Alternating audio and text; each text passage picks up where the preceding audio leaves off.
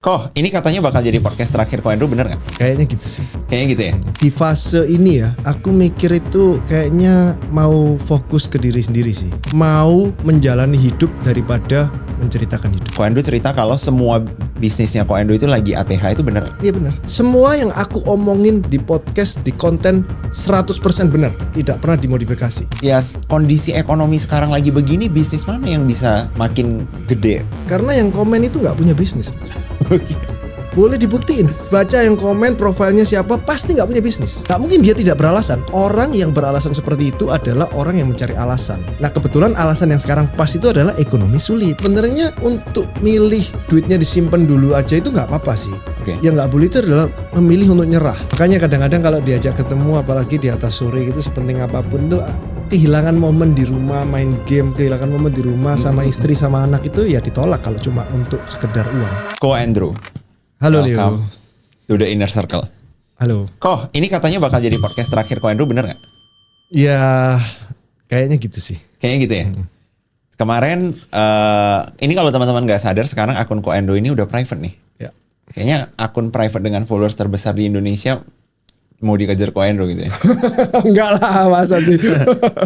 Kok mau nanya dong, kenapa memutuskan untuk private account dan ini bisa jadi potensi podcast terakhirnya Ko Andrew? Sebelum masuk itu mau cerita dulu nih. Ya. Kenapa mau datang ke podcastnya Inner Circle-nya Leo Giovanni ini? Jadi sebenarnya awalnya itu sudah private itu dari sebelum ulang tahun ya, awal Agustus. Post terakhirku itu di publik itu waktu nikahannya Hengki. Nah itu udah jadi post terakhir tuh. Terus harusnya udah nggak mau lagi personal branding sejak itu.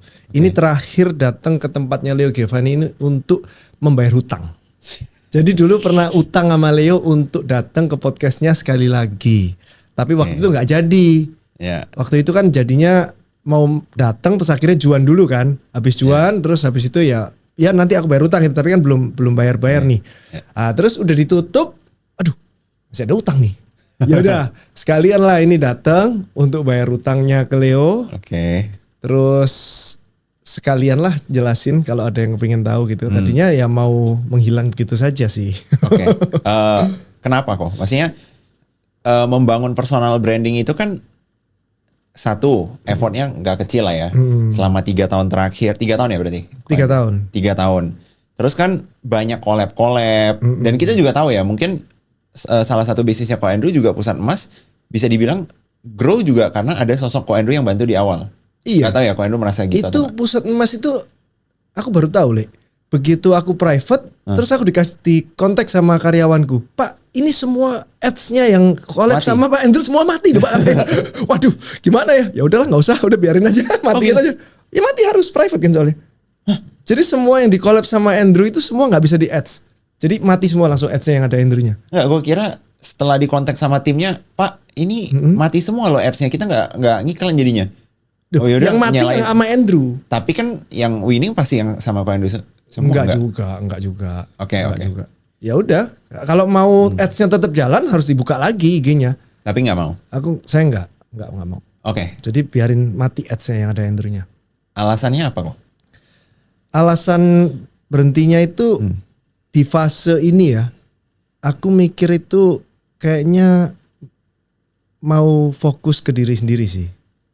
Oke. Lebih mau fokus ke diri sendiri. Sudah cukup dengan edukasi 3 tahun ini ke netizen, ke teman-teman juga. Ya nggak ada yang salah dengan netizen. Aku juga nggak ada masalah apa-apa. Cuma ya memang di fase ini kepingin lebih fokus ke diriku sendiri aja. Lebih mau menjalani hidup daripada menceritakan hidup. Oke. Itu POV yang menarik banget. Itu bagus sih untuk di klip sih kok. Klipo ya, jangan lupa klipo pokoknya. Kok, nih pertanyaan gue. Emang ketika menceritakan, emang selama 3 tahun ini Ko Andrew merasa nggak hidup gitu?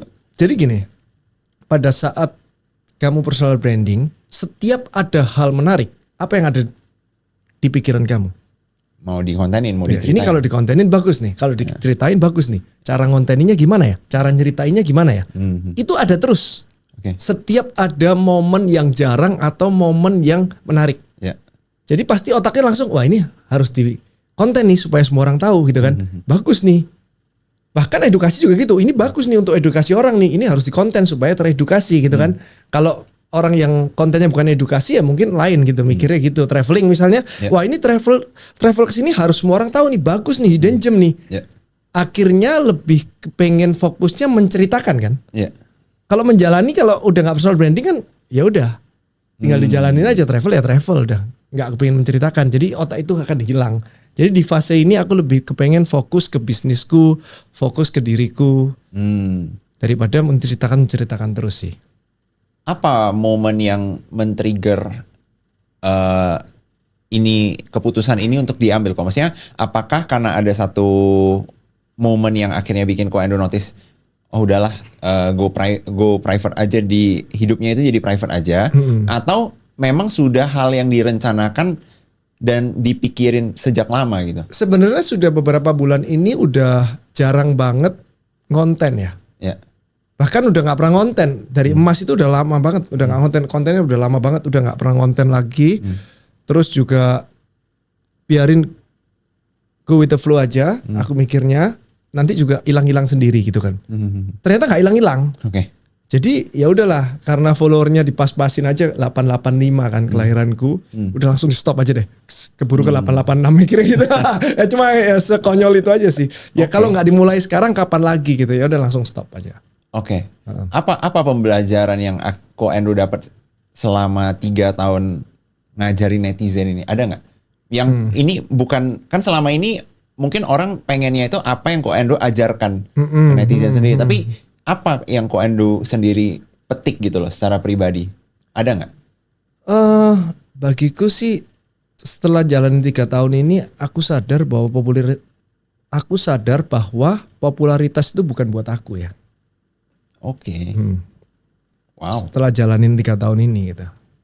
Apa yang buat Ko Andrew jadi? Maksudnya lebih merasa lebih cocok dengan status ya pengusaha seperti belum pernah muncul dulu aja gitu. Ya, dulu kan ada kerinduan edukasi kan. Setiap ada orang misedukasi, misleading itu selalu ada dalam hati itu kayak berkobar kepingin mengedukasi dengan benar gitu kan. Ya ngebenerin dengan cara mengedukasi dengan benar gitu kan. Tapi ya sampai kapan gitu terus kan. Akhirnya lebih fokus keluar daripada ke dalam aku mikir. Mungkin ada juga orang yang bisa fokus keluar dan ke dalam. Ternyata energiku nggak sebanyak itu gitu loh. Jadi aku sekarang fase ini mau sendiri lah. Nggak tahu ya fase ke depan gitu. Oh, bisa. Tapi jadi, dalam waktu dekat ini enggak lah. Udah mau stop dulu gitu. Oke. Jadi worth it, pertanyaan gue, worth it nggak kok 3 tahun ini ngajarin netizen Worth it dong. Apa yang bikin Ko Andrew merasa paling worth it? Walaupun akhirnya memutuskan untuk stop ya? Ya, worth it lah. Followersnya kah? Selama 3 tahun ini banyak orang yang teredukasi, banyak orang yang mindsetnya salah menjadi benar. Terlihat dari komen-komen dan DM yang masuk yang banyak terbantu. Ya aku mikir juga, oh ya sekalian ngomong untuk anak-anak BBKA, komunitasku belajar bareng Ko Andrew itu juga akan ditutup. Oh sekarang nggak nerima member baru lagi? Sekarang nggak nerima member baru dan mau ditutup. Oh jadi yang member lama juga akan dibubarin? Semuanya tutup dibubarin ya. Jadi pesan untuk member-member BBKA yang sudah join 2 tahun ini, mindsetnya udah bener, ya wariskan ke teman-teman, ke partner-partner, jangan hilang gitu aja. Jadi segera ditutup, bulan inilah ditutup. Oke. Jadi uang sisanya ya kita sumbangin semua ke edukasi. Oke. Banyak yang sedih sih, kemarin di inner circle-nya BBKA itu ya sedih, ada yang nangis. Tapi ya dia menghormatin keputusannya aku untuk mau hidup private gitu. Oke.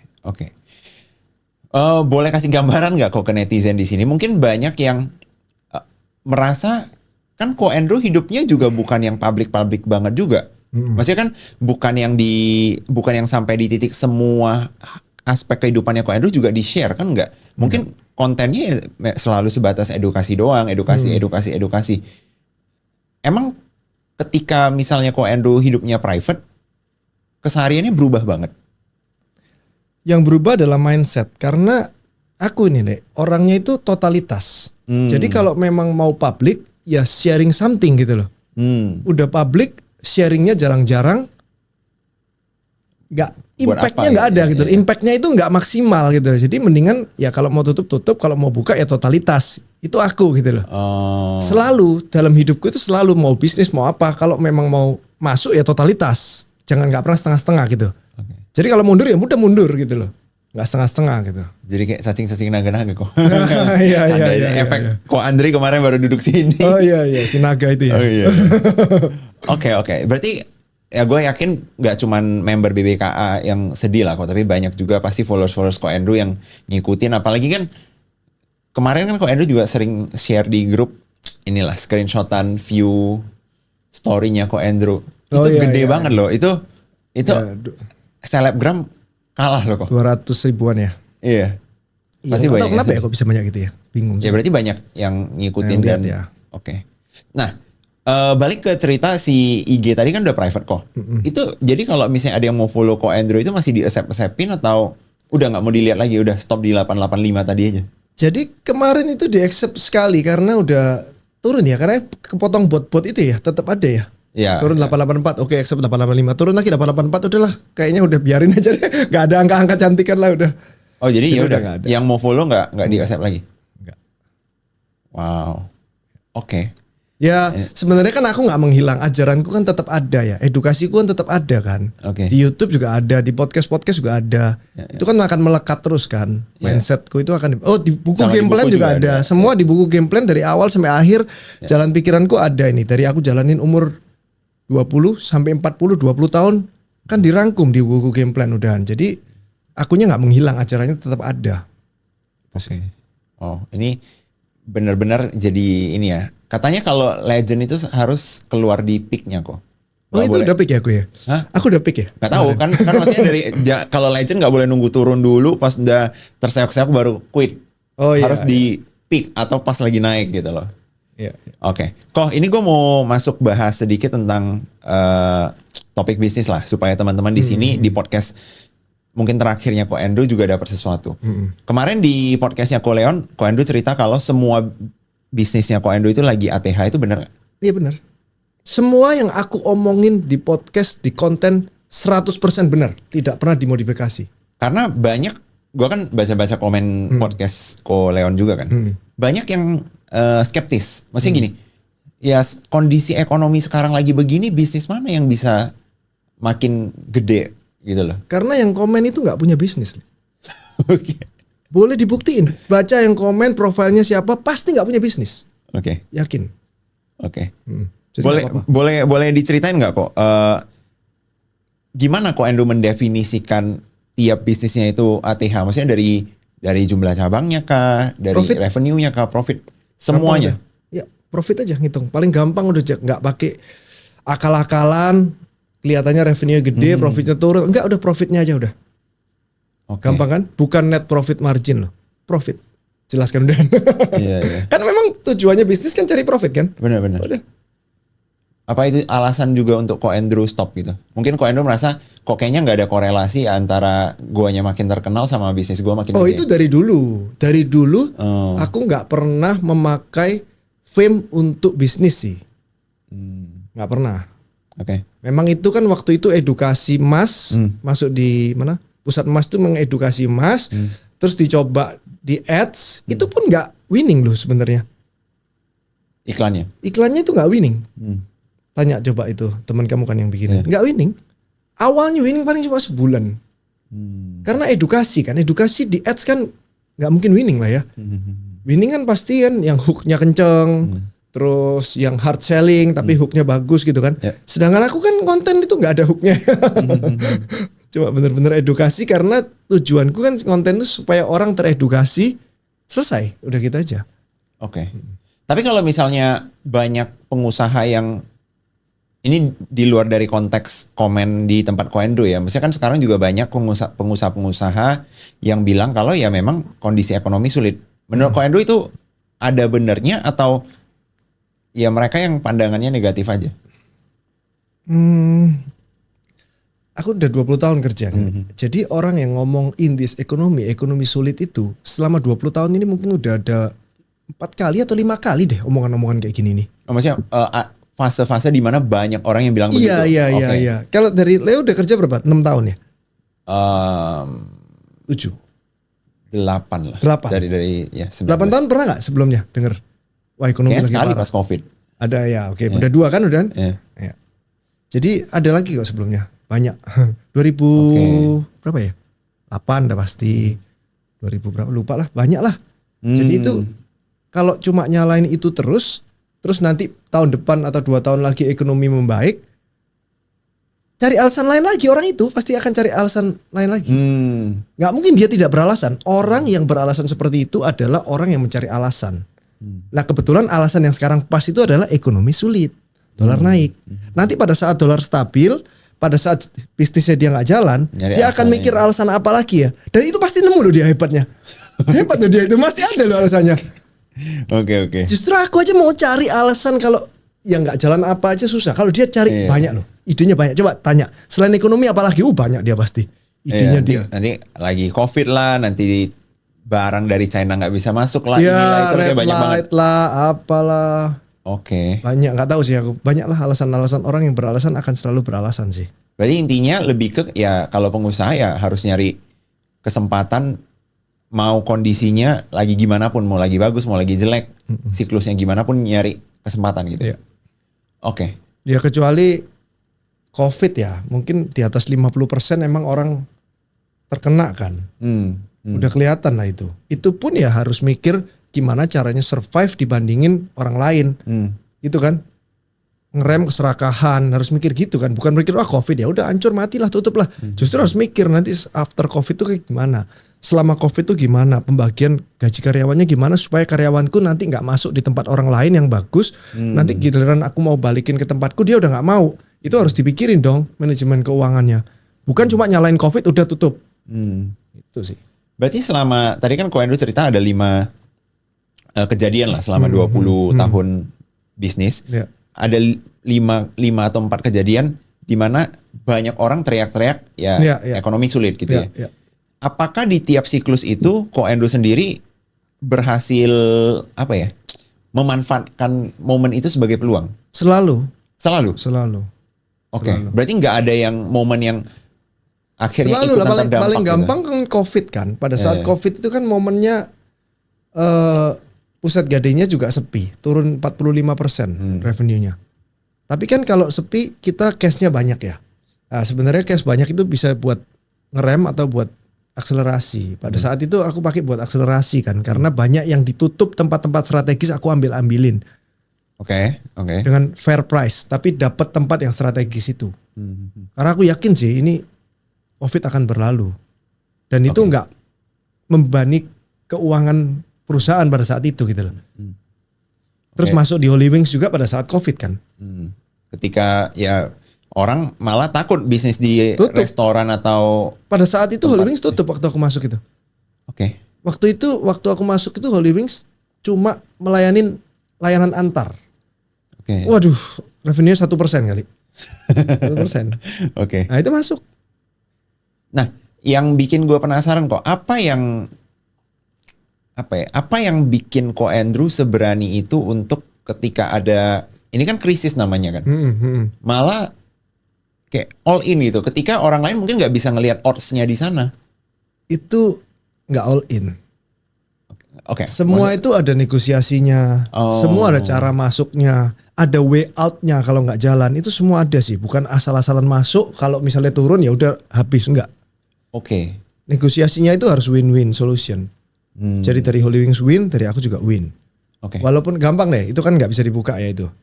Kalau PGI aja, sewa tempat dapat yang tempat lokasi bagus dengan fair price.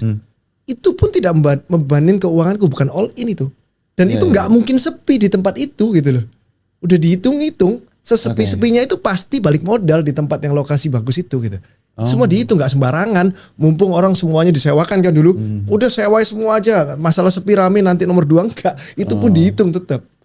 Oke, cuman mungkin lebih ke ketika orang lain lebih memilih duitnya disimpan dulu aja, melihat kesempatan juga nggak berani dikeluarin. Sebenarnya untuk milih duitnya disimpan dulu aja itu nggak apa-apa sih. Yang nggak boleh itu adalah memilih untuk nyerah. Dan itu banyak sih orang nyerah karena keadaan. Jadi udah nggak mikirin strategi ke depannya. Ya namanya semua orang mati, ya udahlah kita mati wajar lah. Lah itu yang nggak boleh sih. Males kan, males mikir, males diskusi sama temen, menyalahkan keadaan.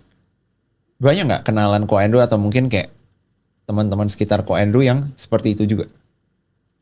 Atau karena circle-nya Ko Andrew jadi jarang? Iya betul. Biasanya orang-orang yang gampang menyerah terus nyalain keadaan itu otomatis masuk terus mental sih. Otomatis aku menjauh ya. Otomatis ya secara refleks badan tuh menjauh. Karena orangnya suka playing mental victim ya. Victim mentality. Ya itu udah langsung menjauh. Kalau orangnya kritis, kalian ini bagus, kalian kan bagus, kritis, nggak gampang nyerah, makanya podcast terakhir aja di Leo nih. Iya makanya Ko Andrew paksa-paksain harus datang kok. Iya. Kemarin aja ulang tahun aja yang diundang cuma Leo loh. Sama si ini dong. Iya sama si Bosum. Bosum itu kan baru acara kemarinnya soalnya kan. Oh iya.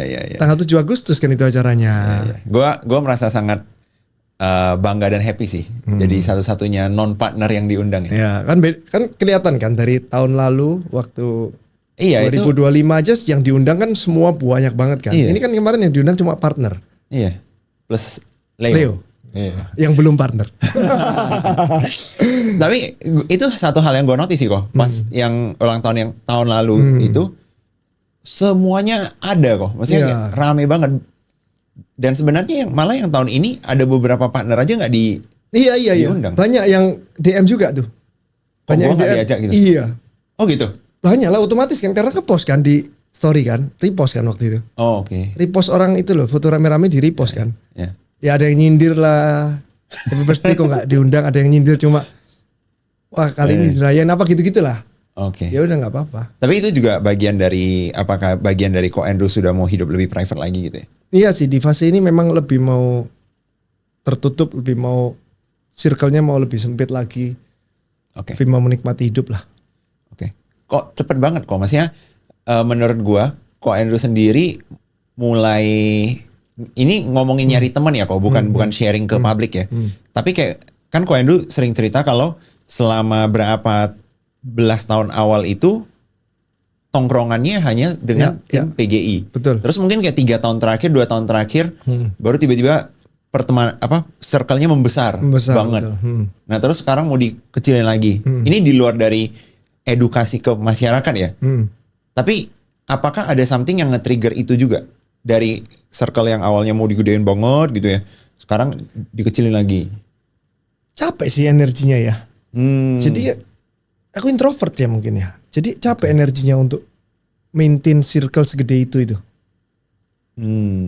Karena berteman dengan circle segede itu kan bukan berteman ya sebenarnya. Bertemu kali ya. Mungkin itu bertemu dengan teman kan. Kalau berteman kan nggak bisa. Berteman dengan segitu banyak orang itu gimana? Bertemu dengan teman masuk akal. Jadi karena circle-nya segede itu dan semua orang kepengen ketemu dan setiap orang ketemu kepengennya lama sehingga aku nggak bisa menuin semuanya harus ditemuin. Kalau yang nggak ditemuin dia merasa oh kamu nggak cocok sama aku, padahal nggak gitu.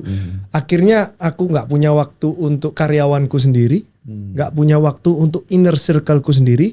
Kalau diterusin mau sampai kapan? Mau menyesal di umur 50 dan 60 gitu. Jadi gitu sih. Tapi masih ngajar kok. Kayak kemarin di Bosum kan masih ngajar. Nanti bulan November kalau dijadiin speaker offline masih ngajar. Cuma nggak di konten aja. Jadi kemarin kan di Bosum 7 Agustus itu pertama kalinya ngajar tanpa konten. Jadi videograferku datang. Aku bilang nggak usah konten. Jadi lebih bebas ngomongnya. Jadi videografernya pulang? Diem aja. Enak juga jadi videografer. Jadi gitu pertama. Enak juga ngisi. Jadi lebih straight to the point lah kalau nggak ada konten. Tapi penyampaiannya berbeda nggak? Nggak juga ya. Kalau Ko Andrew. Penyampaiannya pasti jadi intinya sama. tapi lebih nggak hati-hati. Kalau dulu kan penataan bahasanya harus hati-hati, takut ada orang yang sakit hati kayak nggak ngerti kan. Kalau sekarang ini kan straight to the point aja. Oke. Itu pun ngajar karena ya masih suka mengedukasi, suka ngajar. Jadi kalau Bosum kan aku diundang jadi speaker, terus yang mau denger tuh orang-orang semua pengusaha yang bener-bener eager banget kepengen bisnisnya itu gede, kepengen denger Andrew itu gimana. Jadi ya seneng juga lah ngajar gitu. Jadi yang akhirnya yang dengerin pembelajarannya juga jauh lebih private dan lebih serius juga orang-orangnya. Lebih serius, Karena kan dicatetin, untuk dapat akses ke sana betul. nggak segampang buka HP muka Ko Andrew nongol gitu kan. Iya. Oke.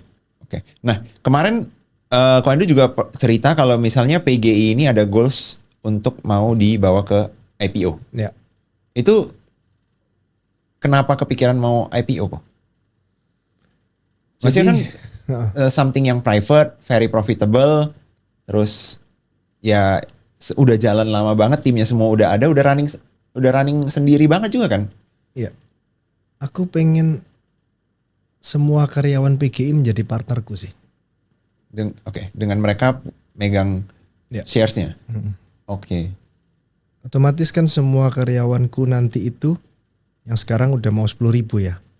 Semua kalau punya saham kan dia selain karyawanku tapi dia partnerku juga kan. Kalau dia semua udah jadi partnerku, gampang banget untuk ngelawan kompetitorku. Itu sih strateginya. Mungkin itu juga satu-satunya jalur gue menjadi partner Ko Andrew. Gue beli saham PGI satu lot. Oke. Berarti goalsnya itu lebih ke karyawannya lah ya, biar ada ya, rasa lah, itu salah satu lah. Salah satu. Aku kepingin ada fair price lah di PGI ini sebenarnya nilainya berapa itu kalau IPO kan baru tahu. Ada juga orang komen, aku lihat di Leon ya, waktu di Leon komen. Kalau cuma pengen tahu fair price-nya atau nilainya PGI kan bisa panggil EY atau apa gitu kan. Itu kan fair price menurut dia. Harus fair price menurut pasar dong, itu baru bener-bener fair. Kalau kamu bikin valuasi suruh top 4, dia bilangnya berapa T, dia sepakat, ada nggak pembelinya? Selama nggak ada pembelinya, ya berarti itu bukan fair price kan gitu kan? Ya. Pasti yang komen nggak punya bisnis juga gitu. Oke. Iya sih, kalau misalnya nggak ada pembelinya ya harganya kan berarti kayak harga cuma angka di kertas doang. Betul, nggak ada yang mau tapi bener hitungannya bener loh, harganya segitu, valuasi gini karena growthmu segini, ya kira-kira kamu sekian T, bener. Selama nggak ada yang beli, salah. Bahkan kalau catatannya dia salah, tapi ada yang beli, itu yang bener kan? Iya. Karena transaksi itu terjadi pada saat jual beli itu terjadi gitu. Ya, harga itu ya ketika terbentuk transaksi kan, harga itu terbentuk pada saat jual beli itu terjadi gitu kan. Jadi nggak bisa dihitung di atas kertas doang. Misalnya aku mau kasih top manajemenku nih, kamu gajinya sebagian aku kasih saham ya. Aku kasih saham PGI ya. Tapi hitung aja PGI ini 10T lah ya. Oh iya Pak, makasih.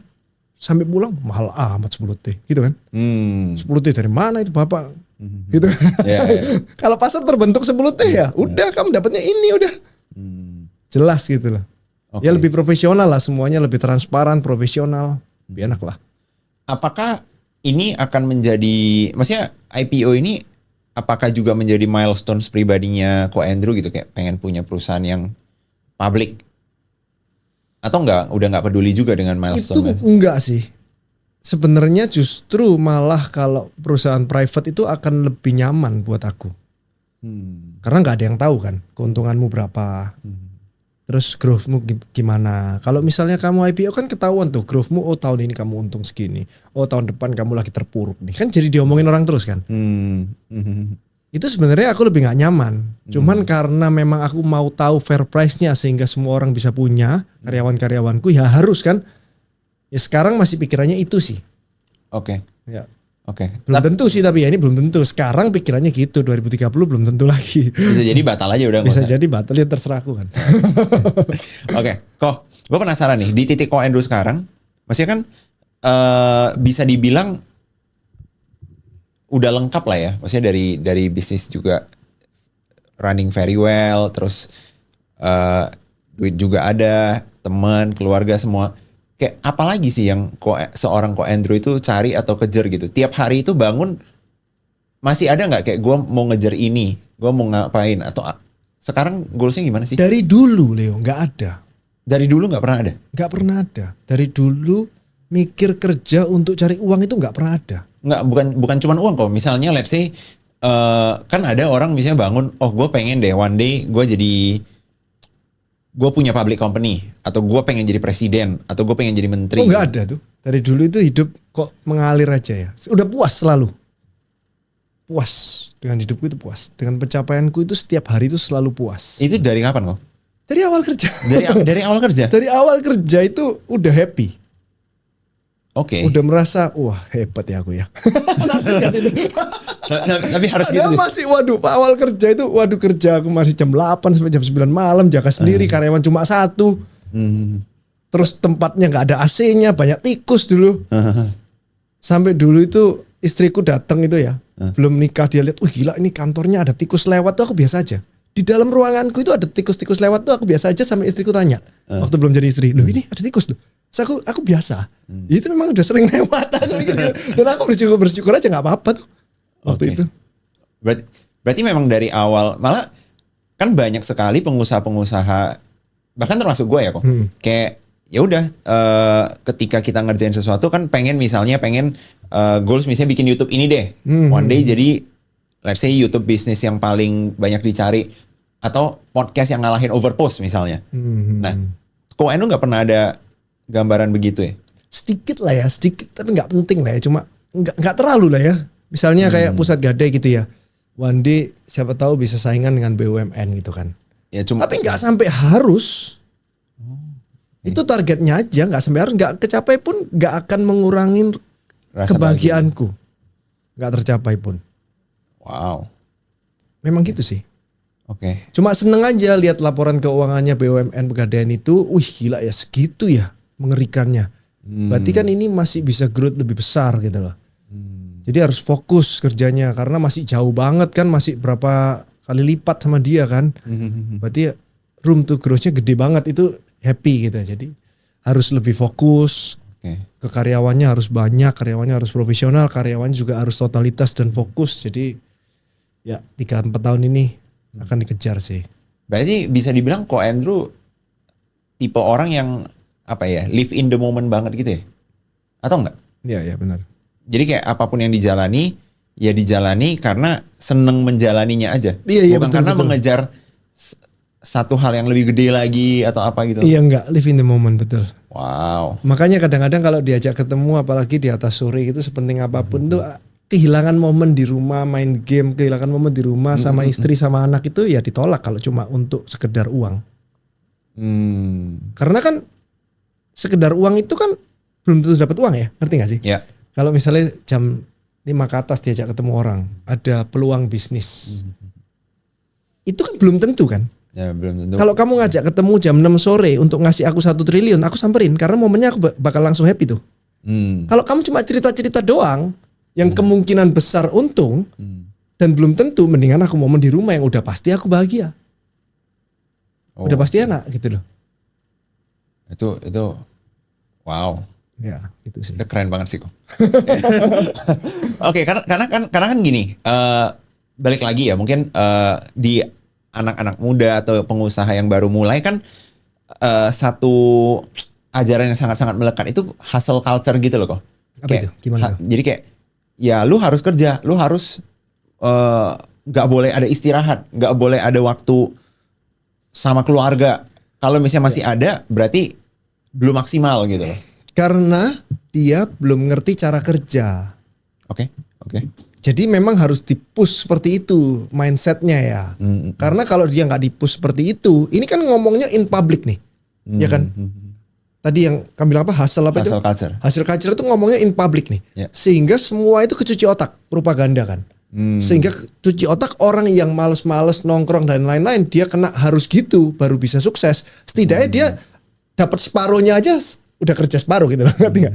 Jadi nggak bisa kita ngomong propaganda, kamu kerja harus maksimal segini-segini. Nanti kalau dia merasa, oh ya udah maksimal kok udah 4 jam, kacau malahan. Jadi kalau propaganda harus in a extreme way supaya nanti hasilnya dapat separuhnya udah bagus gitu loh. Oh, ya. Oke. Kan ingat ya, kamu pernah bilang nggak setuju kalau orang kerja 8 jam sehari mengambil keputusan bisa efektif terus, ya kan? Kayaknya gue bilangnya nggak masuk akal orang meeting itu lebih dari 1 jam gitu loh. Ya, Harusnya semua keputusan udah beres dalam 15 menit juga udah bisa diambil. Ya, betul. Jadi artinya kalau kerja 8 jam ngambil keputusan terus kan nggak mungkin gitu kan. Mau berapa keputusan sehari gitu kan. Iya. Ya kan. Ini Berarti untuk mengambil keputusan efektif. ya untuk orang top manajemen ya nggak efektif dong harusnya. Apalagi untuk pemilik bisnis top manajemen gitu. Kalau mau kerja sampai 16 jam itu kamu ngapain aja, iya kan? Oke. Kok boleh di-sharing nggak ke teman-teman di sini yang mungkin mereka merasa mereka punya usaha nih. Mereka udah kerja mungkin 12 jam, 16 jam di usahanya mereka, kerjaan nggak habis-habis. Bisnis nggak gede-gede. Sedangkan ada Ko Andrew di sini yang jam 3 sore, jam 2 sore udah bisa pulang ke rumah main game gitu loh. Tapi bisnisnya malah grow terus gitu. Apa yang salah sama mereka? Biasanya. Yang Kerjanya salah kah? untuk orang yang awal mula, dia itu nggak kerja. Dia itu di tempat kerja aja. Oke. Tapi dia di tempat kerja itu dia nggak kerja. Kalau dia kerja nih awal mula, dia itu membangun sistem, membangun karyawan, penerus dia. Sehingga nanti setelah 10 tahun, dia sudah bisa suruh karyawannya kerja tanpa dia. Sehingga dia bisa mikir sesuatu yang lebih besar lagi. Tapi karena dia nggak membangun sistem, dia nggak membangun karyawannya, dia nggak cari karyawan yang bagus.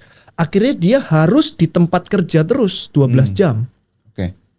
Itu yang sering terjadi. Oke. Kalau aku tinggal nih karyawanku nih aneh-aneh nih. Kamu nggak percaya sama karyawanmu karena kamu nggak ngajarin karyawanmu. Kalau kamu bilang kamu sudah ngajarin karyawanmu, kamu nggak mencari karyawan yang bisa diajarin sehingga cocok dengan value kamu. Jadi harus ada dua tuh, Leo. Ya. Harus cari karyawan yang value-nya cocok, baru karyawan yang cocok itu kamu ajarin. Jadi kadang rata-rata enggak, aku udah ngajarin kok karyawanku nggak bisa-bisa. Ya udah cari lainnya gitu loh. Sekarang aku kan timku udah enak banget ini. Timku sudah bisa mengambil keputusan sesuai dengan yang Pak Andrew mau. Bukan sesuai yang benar menurut dia. Dia tahu Pak Andrew itu pasti maunya A ini. Ya udah ambil keputusannya A. Karena kalau tidak sesuai selera pemilik atau pemimpin di atasnya, pasti salah walaupun dia untungnya lebih banyak, bener kan? Karena dia tahu seleraku apa, ya udah ambil keputusan ini. Jadi besoknya atau minggu depan kalau review, ya ini udah tahu. Oh iya bener. Tapi untuk menurunkan taste dan value itu kalau di Ko Andrew perlu berapa lama gitu? Wah 10 tahun mungkin minimal. Oke. Susah lah. Berarti yang punya bisnis belum 10 tahun masih normal lah kalau mereka harus kerja full sendiri gitu. Ya full lah, dulu aku juga full kok. Oke. Dia kan bilang waktu awal kerja itu jam 8 sampai jam 9 malam tuh aku waktu itu di Gadai cabangku pertama itu di Roxy, depannya itu kayak apa? Jam 8 pagi itu aku ikut buka gerbang. Jam 9 malam tutup, aku keluar. Aku naik Metro Mini dulu. Oke, itu berlangsung berapa tahun kok? Wah lama lah memang gitu, terus kerja terus. Masih umur 20-an mau ngapain sih? Oke. Umur 20-an kalau di rumah mau ngapain ya? Kerja terus. Sama karyawanku satu itu. Sampai enggak lah, mungkin berapa tahun ya? 4 tahun mungkin ya. 4 tahun mungkin ya.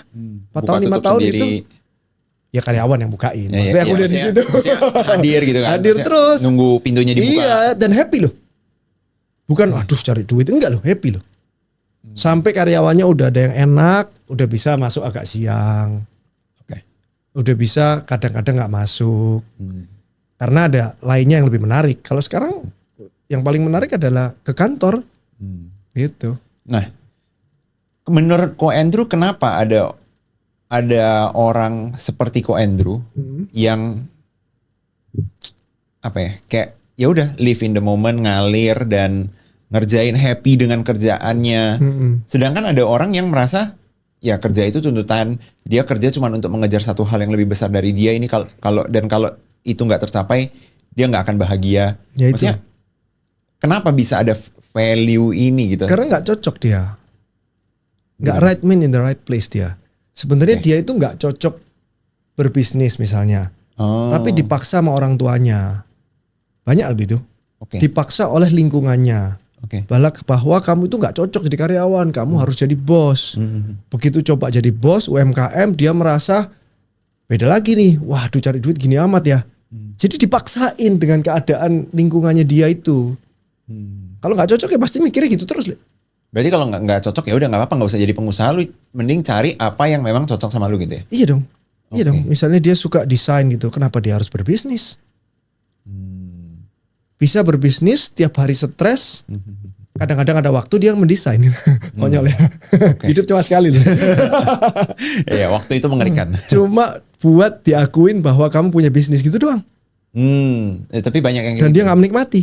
Iya. Banyak yang akhirnya bisnisnya tutup. Iya. Gua notice banyak banget orang yang bisnis cuman untuk punya status seorang Pebisnis. pengusaha dan pebisnis. Padahal ya bisa jadi kalau dia fokus di kerjaan dia sebagai profesional, Akan duitnya lebih- lebih banyak juga dan lebih happy. Duit lebih banyak itu 50-50. Oke. Bisa jadi lebih banyak, bisa jadi lebih dikit. Tapi kalau lebih happy pasti. Karena dia udah gak cocok kan. Begitu wira swasta dia kan merasa stres tuh. Berarti Ko Endo bukan tipe orang yang merasa ya semua orang harus bekerja supaya jadi kaya gitu. Kan banyak yang ngajar kayak gitu. Kerja supaya jadi kaya. Ya enggak lah. Financial freedom. Berarti harus ada Kerja titik itu cukup juga. supaya financial freedom. Kalau lebih dari itu bonus gitu loh. Yang dikejar itu financial freedom. 500 juta setahun. Oke. Itu angkanya. Atau di Ya tiap orang? sekarang itu 500 juta setahun tuh udah financial freedom gitu. Udah enak gitu loh. Oke. Mau ngapain aja enak gitu. Itu yang dikejar sih kalau kerja awal. Oke. Tapi menurut Ko Endo, apakah tiap orang harus punya titik cukup dan berhentinya nggak? Iya. Pada saat dia mengorbankan waktunya untuk mencari uang. Berarti Quotes waktu cari apa? Mengorbankan waktu itu adalah mengorbankan waktu yang seharusnya dia nggak mau di kantor, dipaksa untuk di kantor karena kalau nggak di kantor dia nggak dapat uangnya. Karena bisa kehilangan uangnya. Jadi dia mengorbankan waktunya yang dia tadinya mau buat keluarga, buat main game, buat santai-santai, buat liburan jadi nggak bisa karena harus mempertahankan bisnisnya, takut ada apa-apa. Berarti itu kan mengorbankan waktunya. Ya kamu harus stop. Bilang stop dulu sampai kamu punya balik lagi tadi karyawan 2 itu yang cocok sehingga kamu nggak mengorbankan waktumu karena udah ada orang yang bisa tahu pikiranmu. Nah itu saatnya kamu bilang stop. Oke. Tadi kan kita udah banyak bahas soal bisnis yang Ko Andrew running sendiri lah ya. Pusat gadai, pusat emas gitu ya. Banyak juga bisnis-bisnis yang Ko Andrew invest gitu. Boleh tahu nggak ketika Ko Andrew menginvest di suatu bisnis yang baru mulai atau masih kecil gitu ya? Apa yang dilihat gitu loh? Apa sebatas foundernya aja yang penting ini orang jago gue invest atau? Enggak lah, dua-duanya ya. Founder dulu, baru dilihat bisnisnya apa. Kalau foundernya jelek, bisnisnya bagus, nggak mau. Kalau foundernya bagus, bisnisnya jelek, ya suruh ganti bisnis. Kalau bisnisnya Oke. jelek kan ganti founder kan nggak bisa. Tapi pernah ketemu kayak gitu? Pernah, ada lah. Ketemu foundernya bagus, bisnis jelek, suruh ganti bisnis. Ya itu Warren itu, bakso disuruh ganti Arun. Tapi jadi enak loh. Sekarang mau mempersiapkan restoran lebih gede lagi. Kalaupun dia restoran nggak ada, misalnya ada bisnis lain gitu, jualan emas gitu, suruh Warren juga bisa dia. Thomas Clickbait, agency, suruh jualan emas juga bisa dia. Asal value-nya udah cocok kan gampang. Jadi nggak butuh waktu banyak untuk menjelaskan maksudku itu apa gitu loh. Oke. Nah, biasanya apa nih satu kesalahan atau red flag founder yang Ko Andrew pernah lihat atau sering lihat? Kan pasti banyak nih yang nawarin Ko Andrew bisnis nih. Apa red flag yang paling sering Ko Andrew lihat? Ini orang gak bisa lah. Banyak. Playing victim tadi salah satunya. Banyak Oke. loh yang datang ke aku terus playing victim. Apa kok playing victim? Apa namanya tadi? Victim mentality kamu bilang ya. Banyak loh itu. Oke. Apa yang dibilang? Misalnya, kok aku punya bisnis, tapi Loh, aku punya nggak bisnis jalan ini, karena lagi ini. jalan karena ini betul. Karena ini aja nih kok. Karena kondisi ini kok. Bukan karena dia ngomong iya kok aku gak fokus karena ini. Harusnya kalau aku fokus bisa itu bagus tuh. Tapi dia menyalahkan keadaan luar karena turun. Ya udah, itu adalah pertemuan terakhirku sama dia. Oke. Ya dikatain dulu lah. Dikatain dulu. Oh tapi dikatain? Katain dulu. Oke. Supaya dia siapa tahu ada kemungkinan 10% dia merasa wah aku nggak boleh gitu ya gitu lah. Oke. Nggak apa-apa kalau ngatain nggak dipublik kan. Iya. Berarti kalau di sini ada yang pernah ketemu Ko Andrew dikatain habis itu nggak pernah diajak main lagi, udah tahu lah ya penyebabnya. Iya, kecuali dia udah berubah, nggak mentality victim. Oke. Bisa datang lagi. Tahu dari mana? Ya dia merasa dia udah berubah nih. Wah aku udah dia berubah. approach lagi. Iya, misalnya dia lihat podcast ini. Oke. Wah aku udah berubah nih karena dikatain. Oh, berarti Aku boleh udah DM. lagi. Misalnya merasa udah berubah DM Ko Andrew, kok aku udah berubah nih, aku nonton podcast sama Leo kemarin. Boleh. Oke, menarik. Kok mungkin ini sekalian untuk penutup juga.